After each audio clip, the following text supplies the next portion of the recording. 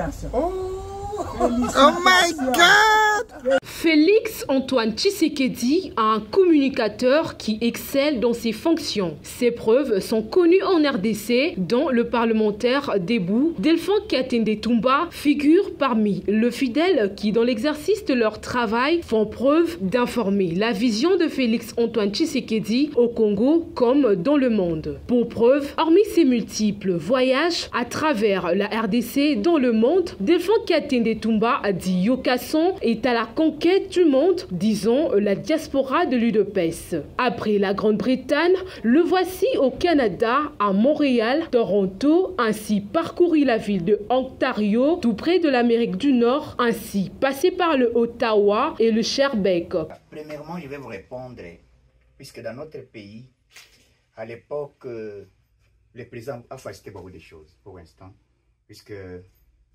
pour trouver aussi trouver les visas, ça prenait du temps. Ça prenait du temps. Quelqu'un devrait aussi payer 500, 300, 400. Et puis, pour avoir aussi les visas, donc tous les sortissants congolais partout au monde, les présidents ont donné maintenant l'opportunité. Les visas sont devenus très faciles. Vous arrivez seulement au niveau de votre frontière, soit l'aéroport, directement on vous donne les visas. Pas plus cher. On a fixé ça à 90 $. Et comment vous, peut-être cette identité que vous nous êtes en train de dire, vous l'avez dit, puisque à cause du travail. Vous l'avez dit, puisque vous avez besoin de travailler, et on vous a imposé, pour travailler par exemple au Canada, il faut avoir une identité canadienne, ou peut-être américaine, ou peut-être française. C'est pour cela, ça ne vous donne pas le pouvoir de perdre votre identité automatique de votre pays. Ce qu'on peut vous donner comme information, que le président est là pour tout le monde. Lorsqu'on aime le pays, on aime aussi les œuvres que le président est en train de faire. Donc dans notre pays, il y a des avancées. Tout ce qu'on peut vous dire, puisque notre pays a été déjà vendu à l'époque d'existence des choses qui s'est passées, on ne peut pas encore citer les noms ici. Le pays a été vendu.